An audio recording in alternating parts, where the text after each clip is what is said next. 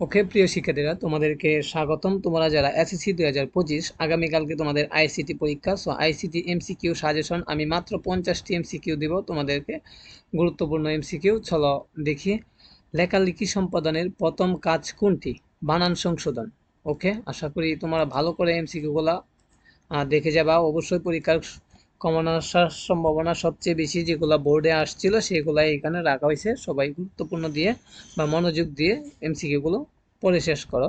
একটি দেশের সুশাসনের জন্য প্রয়োজন ই গভর্নেন্স। এরপরে দেখি 3 নাম্বার, চলমান গ্রাফিক্সকে কী বলা হয়? চলমান গ্রাফিক্সকে অ্যানিমেশন বলা হয়। এরপরে 4 নাম্বার, কোনটি যুক্তি নির্ভর ফিল্ড? এটা হলো এস অথবা নো। এরপরে দেখি 5 নাম্বারটা, প্রোগ্রামিং এর ধারণা প্রবর্তক কে? এডা লাভলেস।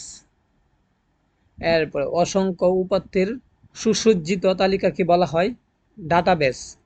এরপরে দেখি ই গভর্নেন্স এর ফলে দেখি আমার উত্তরটা কি হবে। উত্তরটা এই 4টা সঠিক হবে। রোমান সংখ্যা দিয়ে যেগুলো আসবে এগুলো তোমরা বুঝে শুনে দিবা। এই যে তিনটা সঠিক, বিদায় উত্তর হবে এখানে এই 4 নাম্বারটা। আশা করি বুঝতে পারলা। এরপরে সনাতন শিক্ষা পদ্ধতির পরিপূর্ণ কোনটি? এটা হলো ই লার্নিং। তারপরে ইনফোগ্রাফিক্স কোন ধরনের কন্টেন্ট? এটা হলো ছবি। ইবরজফ হফ দেয় কম্পিউটারে কোনটি নষ্ট হলে? বিআইএসও নষ্ট হলে দিয়ে থাকে এটি। এরপরে মাল্টিমিডিয়া সফটওয়্যার তৈরি প্রোগ্রাম কোনটি? ফ্ল্যাশ। এরপরে হলো আখ চাষিদের জন্য ই সেবা কোনটি? আখ চাষিদের জন্য ই সেবা হলো ই পুঁজি। এরপরে সৃজনশীল কাজের মেধাস্বত্ব সংশোধিত হয় কিসের মাধ্যমে? কপিরাইটের মাধ্যমে। ভাইরাস এর পূর্ণরূপ কি? এটা সুন্দর করে ভালো করে শিখবা, এটা আসার সম্ভাবনা অনেক বেশি। সো এটা আগের বোর্ডেও আসছিল। এরপরে দেখি তথ্য যোগাযোগ প্রযুক্তির প্রধান উপকরণ কোনটি? প্রধান উপকরণ কম্পিউটার, এটা সবাই জানো। ওয়ারাকল কি ধরনের প্রোগ্রাম? Database programme. মাল্টিমিডিয়া উপাদান কয়টি? মাল্টিমিডিয়া উপাদান 5টি। অবজেক্টের প্রান্তরেখা বা বর্ডারকে কি বলে? এটা স্টোক বলে। এরপরে দেখি ওয়ার্ড প্রসেসিং এর জন্য কোন সফটওয়্যার ব্যবহৃত হয়? হ্যাঁ, এটা হলো মাইক্রো ওয়ার্ড প্রসেসর ব্যবহার করা হয়। প্রেজেন্টেশনের জন্য কোনটি ব্যবহার করা হয়? স্লাইড। হ্যাঁ, প্রেজেন্টেশনের এক একটি অংশকে স্লাইড বলা হয়। আর প্রেজেন্টেশন করা হয়ে থাকে মাইক্রোসফট পাওয়ার পয়েন্টে। এরপরে দিকে কম্পিউটারে হিসাব নিকাশের জন্য প্রোগ্রামিং কোনটি? এটা হলো স্প্রেডশিট। ওকে, এটাও গুরুত্বপূর্ণ। এটা তোমরা মনোযোগ দিয়ে পড়ো। পরে একটা উদ্দীপক আসছে, উদ্দীপকটা তোমরা কি করবা? মনোযোগ দিয়া সম্পূর্ণ উদ্দীপকটা পড়বা। পড়ে দেখবা এখানে লেখা আছে 23 এবং 24 নং প্রশ্নের উত্তর দাও। কইতে দাও এই উদ্দীপক থেকে তোমাদেরকে 23 এবং 24 নং প্রশ্নের উত্তর দিতে হবে। কম্পিউটারের সাহায্যে তথ্যকে আকর্ষণীয় ও কার্যকরভাবে উপস্থাপন করার জন্য মাইক্রোসফট অফিসের অন্তর্ভুক্ত একটি সফটওয়্যার ব্যবহার করা হয়। কোন সফটওয়্যারটি ব্যবহার করা হয়? সফটওয়্যার হলো মাইক্রোসফট পাওয়ার পয়েন্ট। যত প্রেজেন্টেশন তৈরি করা হয় পাওয়ার পয়েন্ট দিয়ে তৈরি করা হয়ে থাকে। তো সফটওয়্যারটির সাহায্যে যেসব কাজ উপস্থাপন করা যায়, ছবি, টেক্সট, এটা পারা যায়, গ্রাফও করা যায়, ভিডিও করা যায়। তো তিনটাই করা যায় মাইক্রোসফট পাওয়ার পয়েন্ট দিয়ে। এরপর ফটোশপে কাজ করার জন্য কত প্রকার টুল রয়েছে? ফটোশপে কাজ করার জন্য 68 প্রকার টুল রয়েছে। মাইক্রোসফট আবিষ্কৃত হয় কত সালে? মাইক্রোসফট আবিষ্কার করা হয় 1971 সালে। ওকে, বেতার তরঙ্গ প্রথম উদ্ভাবন করেন কে? এটা জগদীশ চন্দ্র বসু। ইমেল সিস্টেম চালু করেন কে? হ্যাঁ, আড্ডা লাভলেস। এরপরে দেখি আড্ডা লাভলেস গেল। এরপরে আমরা দেখি 28 নম্বরের পরে 29 নম্বর, টিম বার্নার্স লি কোন দেশের নাগরিক? এটা হলো যুক্তরাষ্ট্রের নাগরিক।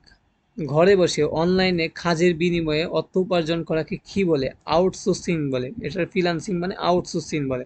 অন্য দেশে ইনকাম করা, বাংলাদেশে বসে অন্য দেশের টাকা ইনকাম করাকে, বা ঘরে বসে যে টাকা ফ্রিতে ইনকাম করা যায়, মুক্তভাবে ইনকাম করা যায়, তাকে আউটসোর্সিং বলে। এরপর আরেকটা উদ্দীপক দিয়েছে, উদ্দীপক থেকে দিয়েছে 6 নং এবং 7 নং প্রশ্ন উত্তর দেওয়া আছে। এই উদ্দীপকটাকে তোমাকে ভালো করে পড়তে হবে, দেন পরবর্তীতে তোমাকে ওই দুইটা প্রশ্নের উত্তর দিতে হবে। আশা করি উদ্দীপক বিষয়ে তোমাদের একটু হলেও বুঝ হয়েছে। তো বিশ্বের প্রথম ইন্টারনেট ওয়ার্মের নাম কি? এটা হলো মরিস ওয়ার্ম। এরপরে দেখি ইন্টারনেট ব্যবহার করলে ইন্টারনেট ব্রাউজারে ক্যাশ মেমোরিতে কোন ফাইল জমা হয়? এটা কুকিজ। এটার উত্তর হবে কুকিজ। এটাও কিন্তু গুরুত্বপূর্ণ। আমি যেগুলো এখানে দেখাচ্ছি সেগুলো কিন্তু বোর্ডে আসছে, এখানে লিখে রাখি নাই যে 2000 কত সালে আসছে, লেখলে বুঝতে পারতাম। আইসি এর পূর্ণরূপ কোনটি? আইসি এর পূর্ণরূপ এটা হবে 4 নাম্বারটা উত্তর। এরপরে দেখি তথ্য ও যোগাযোগ প্রযুক্তির প্রধান উপকরণ কোনটি? কম্পিউটার। এটা উপরে পাইছিলাম আমরা। ওকে দেখি ডিজিটাল কন্টেন্টের প্রধানত কত প্রকার? ডিজিটাল কন্টেন্ট প্রধানত 3 প্রকার।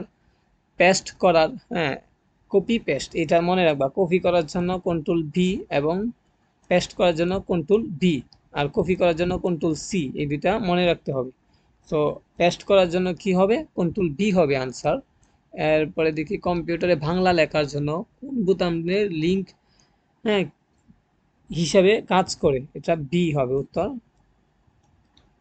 ওকে, এরপরে যাই আমরা। প্রথম স্প্রেডশিট সফটওয়্যার আবিষ্কার করেন কোন কোম্পানি?